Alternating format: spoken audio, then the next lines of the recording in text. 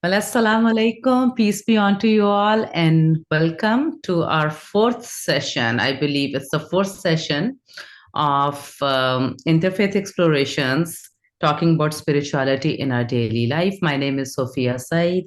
I am the executive director of the Interfaith Center and also the leader at Medina Institute and Mosque in West Little Rock of Arkansas. I want to start by saying Pesach Samich to all my Jewish friends who are in the group, Ramadan Kareem to myself and to you all, because that's what Muslims are celebrating nowadays, and a wonderful Holy Week to all my Christian friends in the session today. Those who do not know about Interfaith Center, we are a nonprofit organization in Little Rock committed to reducing fear and prejudice among world religions, and we do that through dialogue, through education, and through providing relationship building opportunities to people of different religions. This session is co-sponsored by Cobb Institute, which is named in the honor of the founder, John Cobb. Cobb Institute is inspired by the knowledge that all life is interconnected and in process of becoming, and we are very happy and always encouraged to have them as our partner.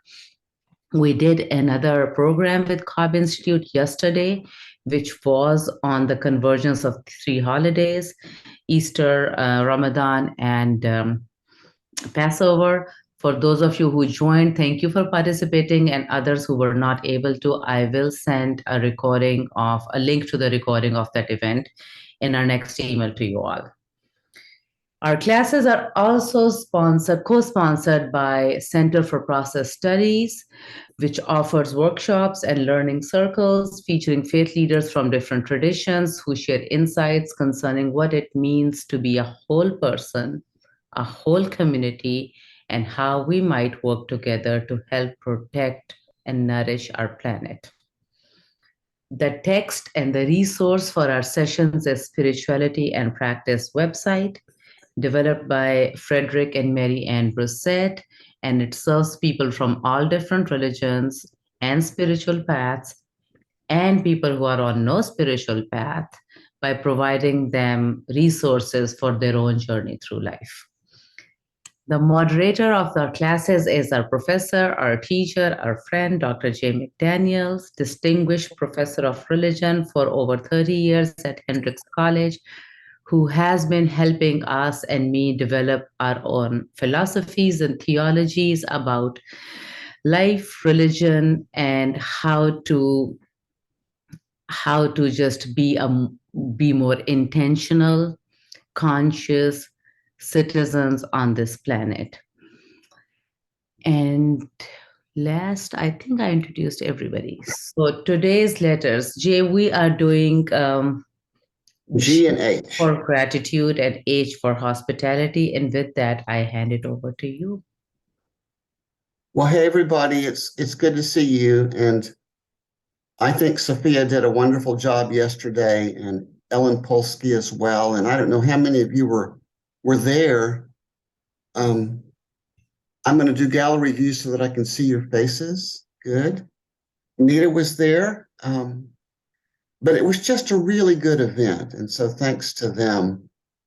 So we're on 2 letters today, and we'll have an informal conversation, and I'll get it started and raise a question for us to consider, and then we'll jump into it. So the first, we'll begin with gratitude. And I want to confess that I don't think I'm very good at it at all. And so when I look at the letters, I think I'm very weak on several of them. And one of them is gratitude. And I'm not sure why. It may just be a moral failing, pure and simple. But somehow I need to work on it. So I have friends that keep gratitude journals, and they always say it means so much to them to name the things that they're grateful for. And I think that's probably a really good idea. And I've had friends that have been in depression, who've taken the practice of gratitude journals, and it has really helped them. So I'm a believer in gratitude. If you read what the Brussets say, and I'm going to read it to you, I do want to make some comments and then raise a question for all of us. The Brussets write, the spiritual practice of gratitude has been called a state of mind and a way of life. To learn the grammar of gratitude, practice saying thank you for happy and challenging experiences, for people, animals, things, art, memories, dreams. Count your blessings and praise God. Utter blessings and express your appreciation to everything and everyone that you encounter.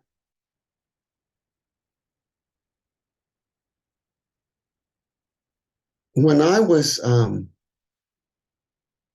in seminary preparing for a ministry, as some of you know, I was the English teacher for a Zen Buddhist priest from Japan.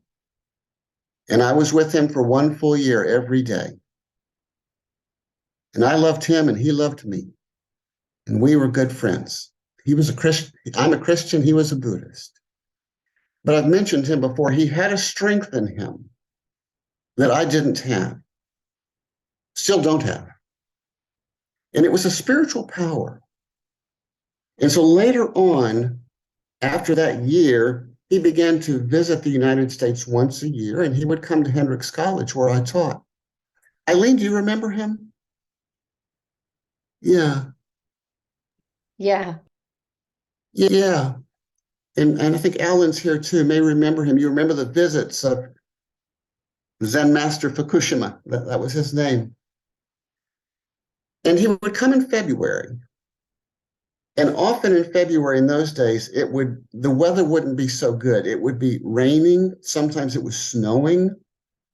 And I would lead him around the campus and he led Zen retreats. I'd take him up to Petit Jean Mountain for the retreats. And he had a great smile. And when it was raining, we had an umbrella. And I always felt like, oh, I wish it weren't raining. I wish the weather were better. I want to be a better host. I hope things are going okay for him. And he was never rattled by anything. And once I said, I wish it was a nice day. And he looked at me and he said, Jay, every day is a nice day. Every day is a fine day. Now, he did not mean that all circumstances are happy. He knew how to cry as well as laugh. He could be angry as well as tender. He knew the range of emotions and he could live them. But he had a place inside him that could, in its way, say, okay, even this, I can respond with a kind of creativity, a kind of freedom that in my mind is kind of like saying, thank you. It's not thank you like I like you, or thank you like you make me happy, or thank you like you're a blessing, but it is a mysterious thank you. And then I thought of a passage in the New Testament. If you're Christian, you may know this. It's in Thessalonians, where Paul says, be thankful in all things.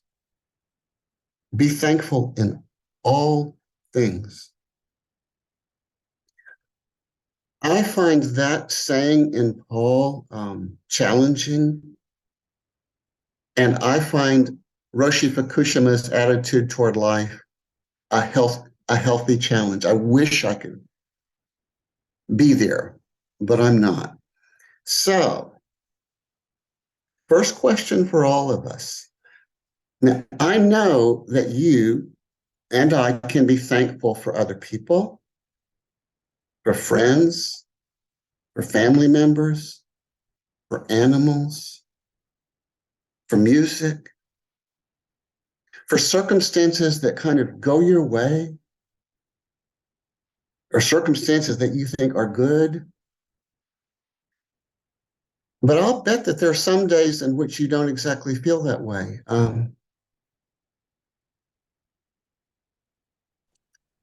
Think of politics for a moment. There may be days in which politically circumstances don't go your way. Think of things that happen to friends, loved ones, children. They don't exactly go your way or their way. Think of the acts of cruelty. Think of torture. Think of violence. Think of the injustices. Think of the inequities between haves and have-nots. So my question truly is, do you think that we can, or even that we should, as the Brussets say, express our appreciation to everything? And if so, how do we do it? Is that a good enough question?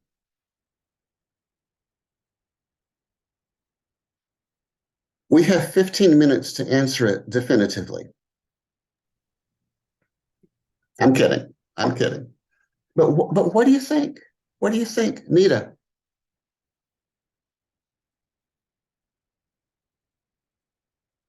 There, I'm unmuted now. If you hear a lot of hammering in the background, we endured recent storms to the tune of about $45,000 damage to our home. So we're getting a new roof. So if there's pounding in the background, that's what it is. Jay, I think for me, one of the things that's helped me most in process theology is to understand God as our suffering companion, one who always is with us in every circumstance of life. And so for me, I'm normally a buoyant, optimistic kind of person, and I reach gratitude rather easily in my life, even in difficult times. And I think I reach it in difficult times because I understand I'm not alone. Mm-hmm. And that helps me to trust that even in difficult times, there's a way through, and I'm not going to endure it by myself. And so that alone gives me a sense of deep, abiding gratitude that helps me look for the way through. That helps. Let's hold that there. That's really helpful, Nita, and that gives us all something to think about and be with. Anybody else just want to jump in? Can we, should we be thankful in all things, and what does that mean? Mark? Yeah, right. So I think we're all challenged by the complexities that we're all facing. I think it's global. Circumstances seem chaotic, and sometimes they can seem pointless. But what gives me courage and hope is the notion, which really comes from a Baha'i teaching, that Baha'u'llah says, "Know thou that I have ordained every atom of creation for the education of thy soul." So because we can't apprehend spiritual realities, which are abstract by definition, directly. We learn by our participation in the physical world. Obviously, everything is imbued, layers of spiritual potency and so on. But our evolution and our progress is not just individual, it's collective in the Baha'i view. So the thinking is that all of these circumstances, though outwardly they appear as smoke and fire, inwardly they're light and mercy, because they're the mechanism through which God is raising the consciousness of humanity to deliver us into the time of our collective maturity. So I see, like in my own lifetime, right? I remember when the word ecology was coined in the 60s, and it was not something that people thought about or even had vocabulary to think about. But now it's become an urgent worldwide concern. And one can think of countless examples how the sensitivities, the extension of our values, as my friend said, when he was a kid, like far away was far away. It meant listening to the radio in the living room to try and hear the Edward R. Murrow coming from the war theater during World War II. And you had to kind of like peer through the hiss and the pop and try and discern what was being said. So I think that's, that framework, like that perspective, that not only are the things that are happening to us meaningful, although they're a consequence of, immoral choices very often, they're not like without their effect, and that there is a telos. I'm sorry, I don't mean to go long-winded, but that's the point. I think it may be. I think we're getting different perspectives. We're getting different perspectives out there. And in my mind, I want you to know, I think there's some conflicts, healthy conflicts, and I'll probe a little further in a moment. But Jenny, go ahead. We are experiencing a freezing rain and thunderstorms, so in Ontario, so don't know what that's about except for weather. What can you do? I preached about this back in the summer because we've been using the spiritual literacy alphabet for a year and a half. And so one of the places that I went was, when we talk about having gratitude for all things, for mosquito bites, for, flat tires, for squash vine borer that took all of my zucchini and every other squash that I planted this year. Do we give thanks for all of that? And for me, it's a little too close to saying God doesn't give you more than you can handle. Like, don't like that. And so for me, and also like Kate Buller's book, Everything Happens for a Reason, Other Lies I've Loved. That's a lesson teaching God. That's a God, I don't think a God of love, who I follow.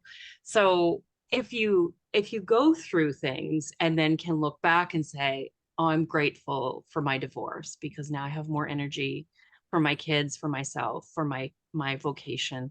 But in it, it's impossible, I feel, to say, oh, I'm so grateful for that squash vine borer. I didn't want to eat zucchini anyway. Like that doesn't make sense to me. So that's where I worry about the gratitude thing, be grateful for all things. I mean, I try, but I think some of it is in hindsight. All right. Okay. We're getting a lot of views out on the table. Sherry. Yeah. A couple of thoughts. So, when Paul says, give thanks in all things, that's probably based on a theology that says that God is in control of everything, right? Which we don't necessarily embrace as much now. But I would also be curious as to the Greek, curious what the word is in Greek and if there's other layers of meaning in that. And so I like when the Broussards use the word appreciate.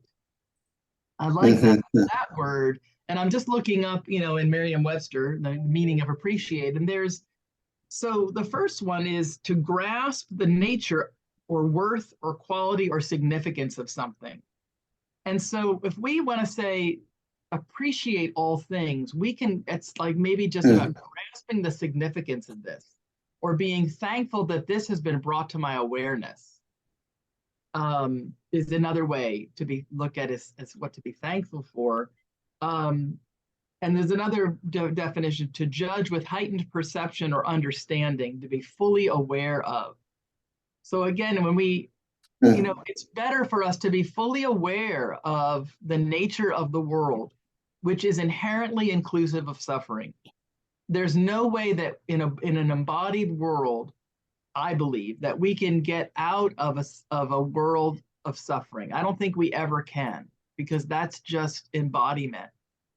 And so it's not necessarily that we give thanks for the hurt or for the suffering itself, but maybe we can appreciate the awareness of it, the significance of it, what it means, and then what does it ask of us, is maybe another way to look at it. Great, thank you, thank you. Dan, now remember, I'm giving everybody the assignment that within 7 minutes, we have to have a definitive response to this. So put your word in, Dan. Thank you for the reminder to unmute. I love the process theology concept that we're in the process of becoming. And I think it relates to gratitude, because gratitude is a process we have to grow within. And sometimes we have to grow out of a place of ingratitude and have the ability to hold two conflicting feelings at the same time in order to balance the sadness of life with the happiness of life, because they seem to come in pairs. Happiness is followed by sadness, sadness is followed by happiness, and just know that this is a dialectic, and appreciate that these difficulties, these tests, the suffering, is all an opportunity to grow spiritually, and to be grateful for the test, because it leads to a higher level of understanding and integration. That's all. Thank you. Okay, thank you, Dan. Now, anybody else have a perspective they would like to put forth on this question?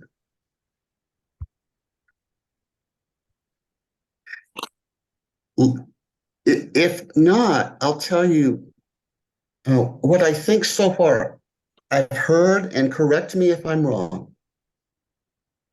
I think some people find it helpful to think that all things that happen are meant to be. Nothing happens by accident. And they're meant to be. And that can be conjoined with the idea that God is in control. So to all things, you can say, thank you, God, because I know that this is part of your plan, which I don't understand. But I accept. Thank you for all things. Here's a second thing I heard. And this is actually in real tension. It's in contradiction with the first view. It's that many things happen that are not meant to be. And God is not in control of all things. And some things happen that are unfortunate and painful also to God. And God can help heal and bring wholeness out of them, but they are not part of a divine plan. That's option two. And I do think it's really in contradiction with option one and the other way around. We must find our own way to deal with this. There's a third perspective that's been enunciated that I think both can kind of agree with. Whatever happens, there is something Not that it was meant to happen, or perhaps it was meant to happen. Choose. There's still something to learn from it.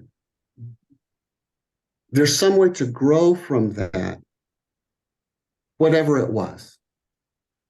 Again, you might wish it had never happened. It should have never happened, but still it can function educationally, spiritually, in process. Mhm. And I'll give you a fourth one. I mentioned a fourth. And by the way, there will be a test at the end of this. Sherry's insight, to my mind, was that no matter what happens, you can kind of gain perspective. I'll call it, it's a metaphysical teaching in a way. You can learn to see the whole of things in a greater wholeness. It's not the particular, but it's an occasion for a kind of metaphysical insight. I want to leave us as we turn to hospitality in a moment, but let me just ask, do you find yourself in one or some combination of the places I just named? And if not, if you wouldn't mind, I'd love to hear another one. That's fine, but that's kind of what I hear. Jay, let me say something which probably fits in one of these things, but maybe a different way to look at it. So there are people in my life, and I'm sure in all of our lives, who just live in this beautiful state of gratitude. And as I'm thinking more and more about it, it's reminding me of my grandmother, who was always just at peace with and happy with her life and what God sends her way. And she would use this term, Alhamdulillah, which is a Arabic phrase of praise to God, in answer to most of the questions we asked her, like, Grandma, how are you? Alhamdulillah. Did you have dinner? Alhamdulillah. Did you sleep well last night? Alhamdulillah. Even if you didn't sleep well. And I really could not understand how could she live in this perfect state of gratitude. She didn't know Rumi, but she was definitely practicing something that Rumi said, that we are guests on this great good earth, and our every breath should be one of gratitude to the host. So I don't understand that state of no, I appreciate that state. I don't live in it. I am not there. But what I'm trying to say is that, and there are other people in my life who I have seen have received great suffering and hurt from life, but they still live in this state of gratitude. As compared to, I look at myself who has countless blessings, but I find reasons to complain. So I feel that no matter what happens outwardly, good or bad, gratitude is a very inward state. And for some people, it does not change, whether they accept what happens or doesn't. They live in this state of hurt, which just makes it easy for them to just be at peace with life outside. And I really appreciate those people, because even being with them and looking at them gives you just kind of a sense of solace and peace. If that makes sense. So for them, gratitude is not dependent on what's all the external factors that I see. or Yes. who's controlling them, because it's just an internal state that they live in. I think that's what was going on with my Zen friend in a very different way. Everything's a fine day. That was an inner state. It was somewhat independent of external circumstances. Didn't rely on them. The Brussets distinguish, they speak of gratitude as a grammar, and I don't think that that's such a good word. I mean, it's a confusing word, but I think you can distinguish between the state of gratitude as a kind of continuing state and moments of gratitude, which are periodic and occasional. And it seems to me Sophia's pointing to the state of gratitude. And also, Sophia, an interesting thing that you said that when you're with your grandmother, did you feel better when you were in her presence? Absolutely. And there are other people in my life like that, my teacher, my Sufi teacher, who live in this state of gratitude. And firstly, they're just happier people. And that's one of the quotes I sent to the class. The quote said, look closely and you will find that people are happy because they're grateful.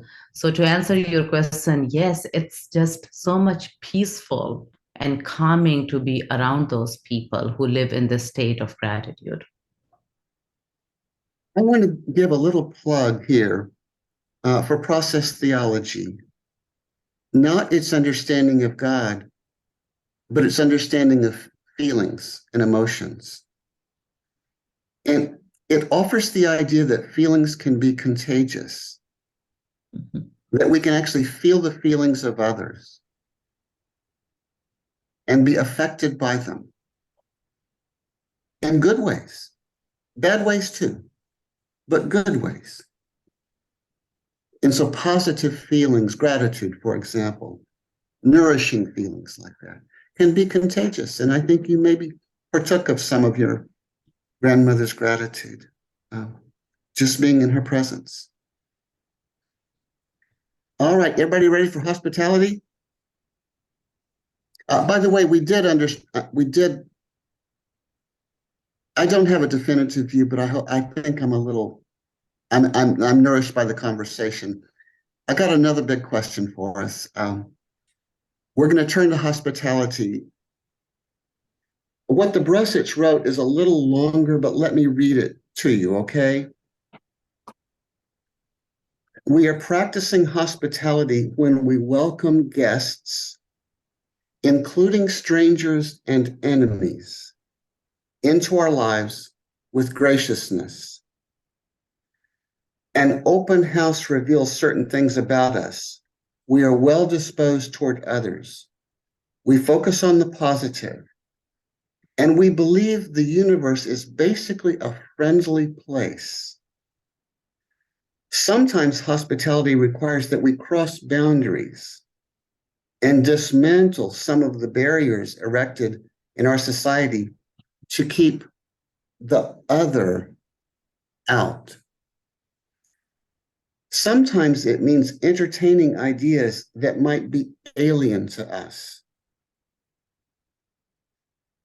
To be hospitable, you need to accept pluralism as a natural condition in the world. Celebrate the diversity of creation. One particularly valuable spin-off of hospitality is interreligious dialogue. Spirit speaks in many languages, and the practice of interreligious dialogue helps us receive these multiple messages. So there's really a whole lot in there.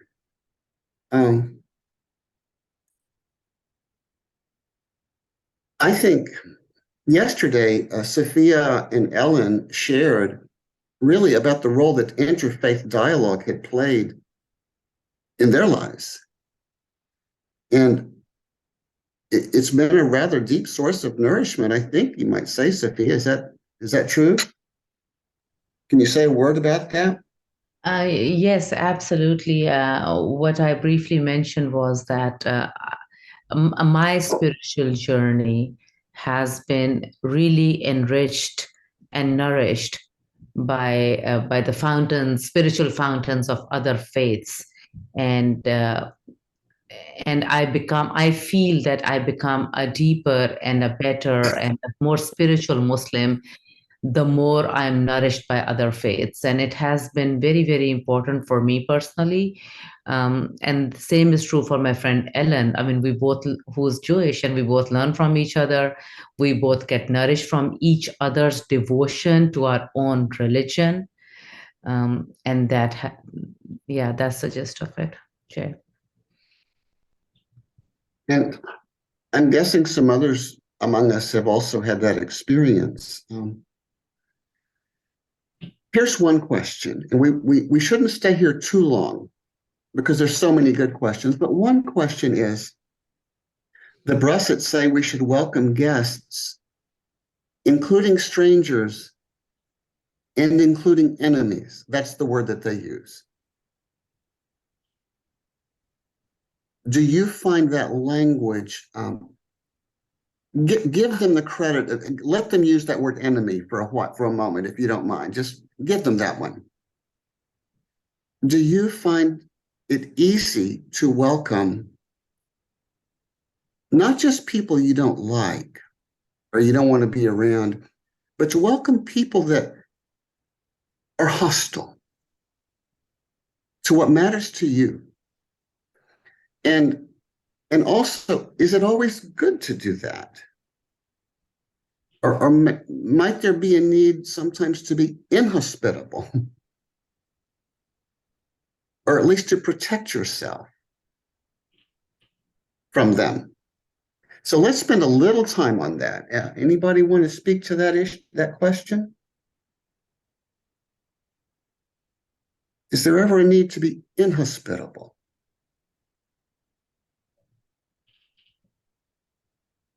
Bill or Mary Beth, are you about to say something? Okay, unmute. You're muted. You're muted. Oh, no, you're not. Yes, you are.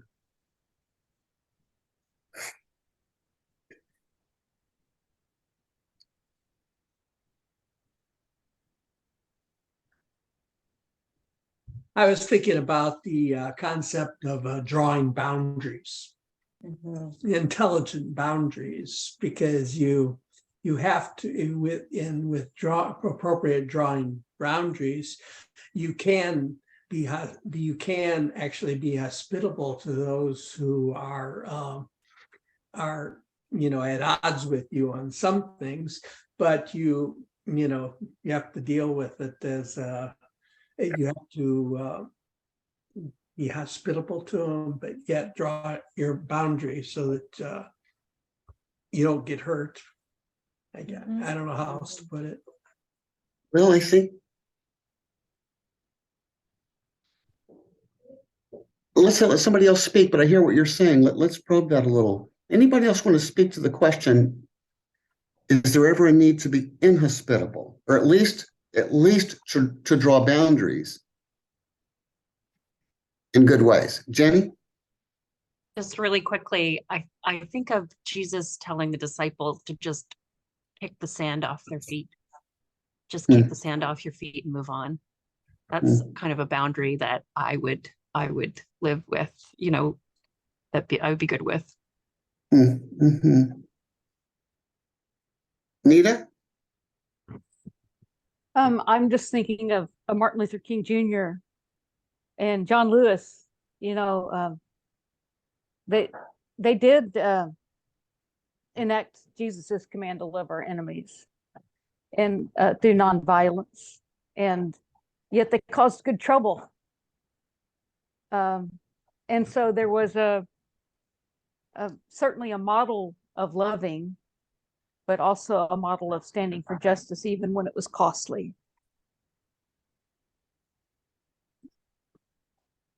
Maybe loving does not mean liking. Yeah. Anybody else want to speak to the question of hospitality to enemies, and then we'll move on. One more comment, anybody have one? Sherry?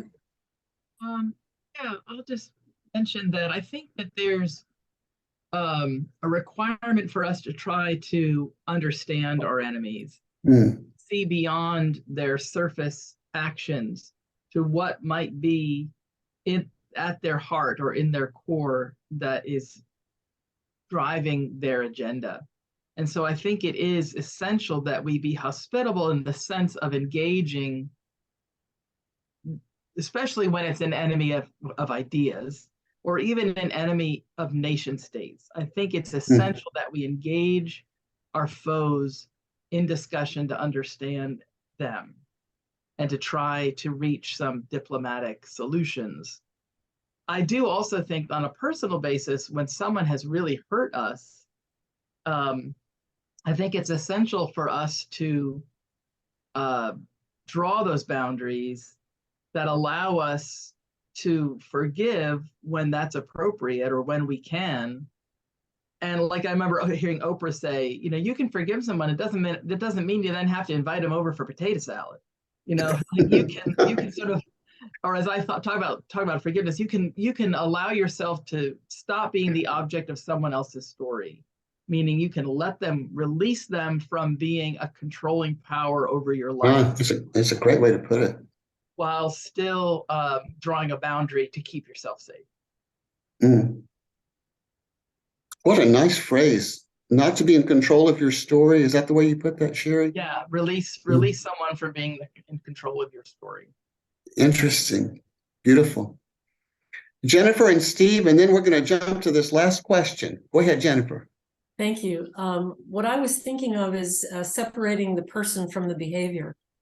So, for example, you can love the person, understand that they are also a child of God, but draw your boundary around the behavior of that person, whether it's offensive or harmful or something you just don't agree with ideologically. You can draw a boundary around that for yourself and your own protection. And I certainly have that going on in my life with one of my children, and I've had to draw boundaries that have been very, very difficult. I love this child, but I can't let her get me. I can't let her hurt me. I can't let her, mistreat, manipulate, all those other things that she seems to think is her right to do. So, yeah, I can separate her behavior from the fact that she is a child of God and still love her and be hospitable to her if necessary. Thank you. Thank you. Steve. I think when I hear hospitality, I always think of a table. And when you mentioned about enemies, it's what I hear is, well, I have prepared a table for you in the presence of your enemy. And I always used to think, why, God? Why would you? And I have, for myself personally, I feel like God is forcing me to sit face to face with my enemy, which is always my perceived enemy. But God wants me to sit there and gaze upon them until I begin to see myself in them. And I begin to see them in myself. And then eventually I see God in them. And so I think the hospitality is like the table that allows us to come together even when we are opposed and we feel like, no, they're an enemy and I don't like them. And I think what happens is when we come together, if we allow time to sit, we begin to see that, oh my gosh, they're just like me. I'm just like them. They're really not enemies. And I think what happens is there's an opportunity for an enemy to become a friend, but only if I am present with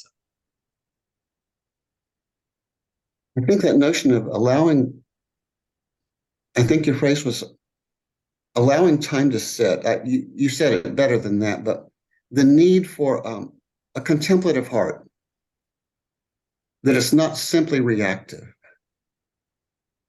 probably is what is needed, is very helpful around that table. I'm going to turn to, go ahead, Viv, and then I'll turn to my last question. We don't have to get to it if there's not time. Yeah, go ahead. I'm fully aware that the context in which we are. Here we are largely appearing to be white population with maybe one or two chain and differences from that.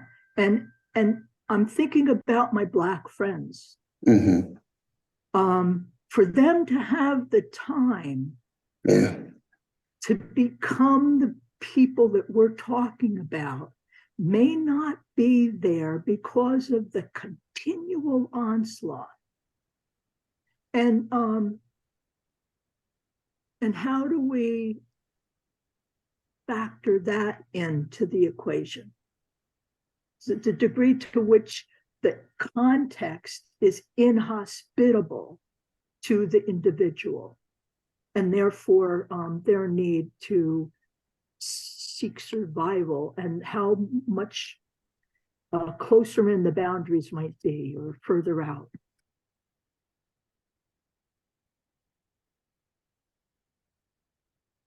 I have a thought on that. Anybody else want to put in a word about that too?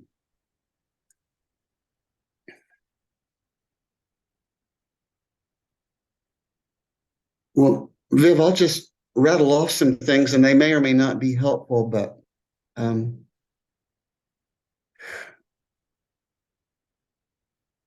I used to teach the autobiography of Malcolm X,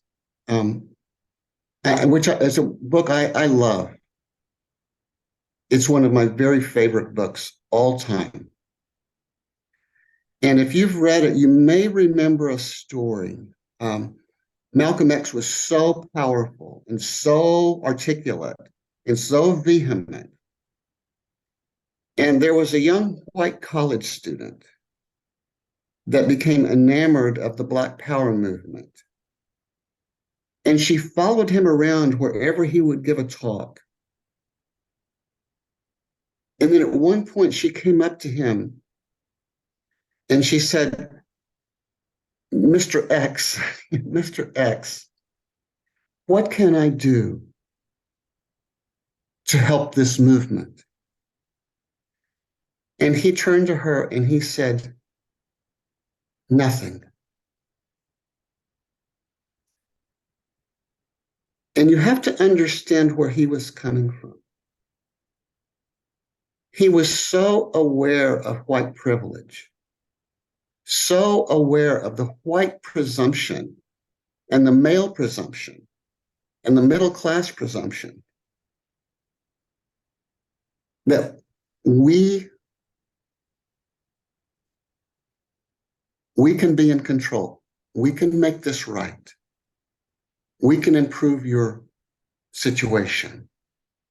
And he was trying to say to her, get rid of that presumption. The best thing you can do is to leave me alone. And he, as he also said a little later, take your foot off my back. Or as we might say, take your knee off my neck. That's the best thing you can do. And you have to hear how that must have felt to that white student. Really? Nothing? You don't need me? You can do it on your own? Really? So that's one thing. And then another thing for me is, I think to be hospitable to some people sometimes is to leave them alone. Give them space to be themselves. Give them space to be themselves. Jay, just to be clear, I'm wholly fine with somebody saying, not now. Uh-huh. That's part of what I'm saying to all of us, is to recognize, as we probably do, but to what extent.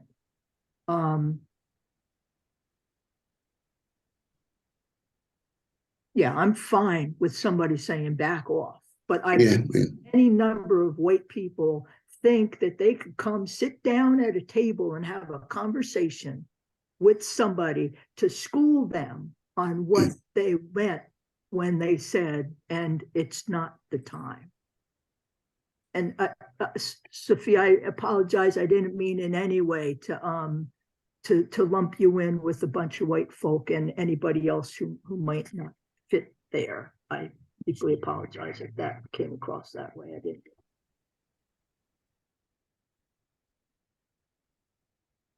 I don't think you did, Viv, but Sophia, you want to say something? No, not at all. I don't think you did either. And I'm with you on that. I think it's really important to give space as a prerequisite of understanding the perspective of the next person. I think we should start by giving space. So I totally get the story, Jay. And Malcolm X is also one of my favorite books. Yeah, and I wonder to what extent hospitality includes that. Yeah, that's a great question. Private space as well. Not That's a great. in the moment.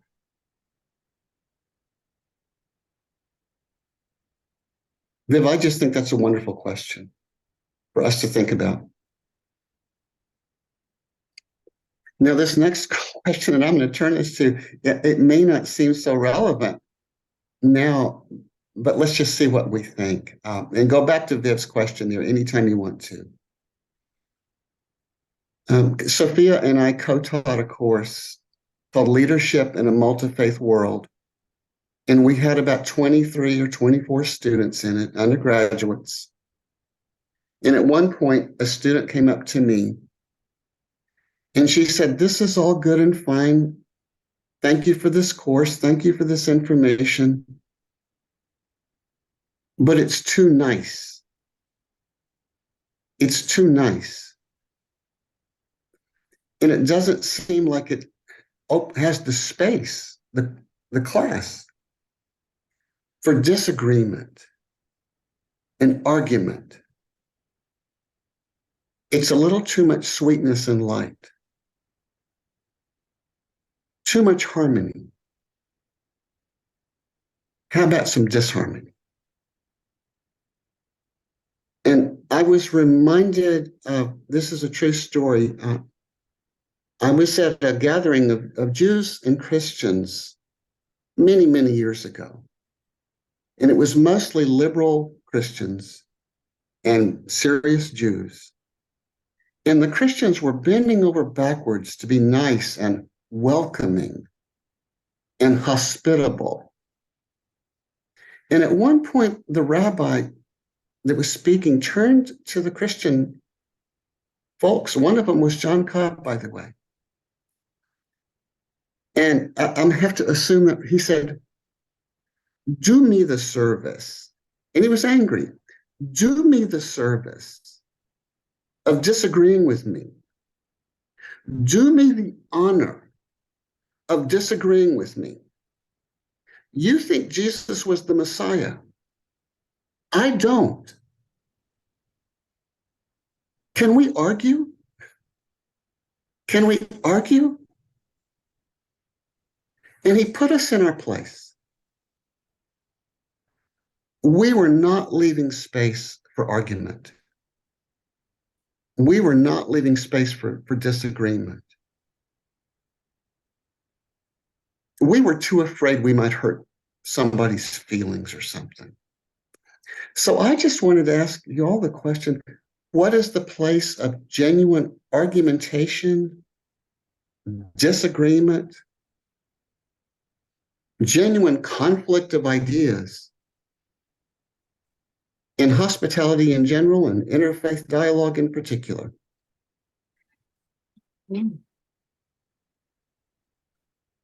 Mary Beth. Yes. I feel like if we are in relationship with people who may have a different circle of friends or a different religion or any number of things, that if it's a genuine friendship and we're vulnerable and open, we're going to accidentally hurt some feelings. And I have seen the look of horror and hurt on the face of a dear friend when I didn't foresee that was going to hurt or that was going to be unthinkable, and how it reminded this lady of hurtful things that had been said in the media and things like that. And I didn't have any clue that was going to happen. But I feel like if we are, like you said, so careful about being nice and not hurting feelings, that we're not ourselves. And this is, of course, in the best of our loving tradition, but if we aren't real, Mm. it won't be a real relationship. That's And interesting. all I can do is just pray that she can be healed. And it would be very awkward for me to apologize, but my hope is that she can know how much I love her. But to me, any length of time of relationship, hurts are going to accidentally happen. And we need to forgive ourselves when that happens and just keep going, I think, unless somebody has some better ideas. All right. We have about 5 minutes and we've got 2 hands up. Sophia, we need to close at 3. What do you want to say, Sophia? Go ahead. I can't hear. Do we need to close down, Sophia, or can we? No, I didn't raise my hand. I'm sorry if my hand is up. But okay, I've got about 3 minutes. Is that what you have, Sophia? Is that yes, yes. So go ahead for 3 minutes and then I'll close. Okay. Lynn and then Dan. Okay, just quickly, I love this conversation. It seems like when we can help make a hospitable space where it's safe to be vulnerable, then the honesty can happen a little bit more. People speaking from their experience more instead of some theory. And if it's harder to do in larger groups, but I really do think that when there's a kind of almost like a covenant to be hospitable in a way that gives space, that doesn't require people to speak or doesn't edit out something that's kind of different anyway. Anyway, to help create space where it's, as you were saying earlier, Jay, instead of being reactive, which is maybe sort of the ego, fight or flight or whatever, let that be kind of set to the side or let go of, so there can be a deeper kind of hearing that's not reactive, but may respond in a deeper sense of compassion. And if Lynn, thanks. And I just want to note Sherry's comment too here in the comment section. Just to be faithful to my Jewish friend, he was wishing that we would argue truth. He would have said, don't worry about my feelings. I don't care about my feelings. I really want to argue about the truth of this. I don't think Jesus was the Messiah. You do. Can't we just debate? That was his yearning. So it was the sweetness. Move past sweetness. Argue. That was his view. Dan, go ahead. There's a Baha'i verse that says it's through the clash of differing opinions that the spark of truth is lit. Oh, interesting. And I think it's possible to have honest interactions without being persuasive or what's the other word? Convincing. It's possible to speak honestly and openly about what one thinks, feels, and believes without necessarily coming to agreement. But to have an environment where each listens to the other with mutual respect, without the effort to convince or persuade, but simply hear. And then the other party listens with an attentive ear, not looking for faults in the argument, but trying to find commonalities, points of agreement, something to build on. So I think it's possible to put forth an argument without being argumentative. Well, I think we need it. Dan, thank you very much. And I love that phrase, clash. That's what he was missing. You Christians, can't you just clash? And so there was an invitation to clash. Sophia, bring us to a close and remind us what our letters are for our next time, if you know. Actually, Sandy, can you pull up what are the letters for the next time? Because I didn't write those down. Let me say a word about this agreement or disagreement conversation before we go to a close. In my interfaith work, I have tried, and I have reframed this discussion. So instead of agreement, I like to use the words that things that we share in common, or values that we share in common, or history that we share in common. So I use the word commonalities. When it comes to disagreement or conflicts, I like and prefer to use the word differences that we have. And when I have always reframed my conversation as commonalities that we share, and I start with that because it opens up people's hearts and see each other as common, and see the common human denominator in us. But when we go to differences, then we're thinking and talking and learning and understanding and opening ourselves to the differences that we have, instead of looking at them as disagreement and conflicts. We try to learn what are the differences that we have in our values and ethic and history, and then we share them, and we try to respect them as differences, because they exist and they will always exist, and they won't go away. So and it's okay. That's what makes us beautiful. There is beauty in differences and diversity.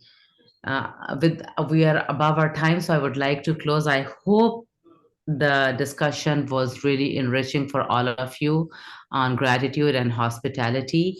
Next week, we will be covering M for meaning and N for nurturing. Sandy, thank you for putting them up. M for meaning and N for nurturing. As we go away, I want to remind you that if you want to actually experience gratitude and hospitality, we are in a wonderful time of the year where the three Abrahamic faiths has a convergence of holidays. Muslims are celebrating Ramadan, Jews are in the season of Passover, and Christians are doing Holy Week. And I know it's wonderful to learn and from each other through these courses, but if you have a chance to go to a Seder meal with a Jew friend, or attend Good Friday service, or go to a Ramadan meal, you will actually really experience a beautiful ceremony, beautiful values of gratitude and hospitality in the different faiths. So if you have an opportunity, please do that. We have a week to 10 days for that, about all three faiths. Having said that, I'll see you all next week. Peace, salam, and shalom to you all.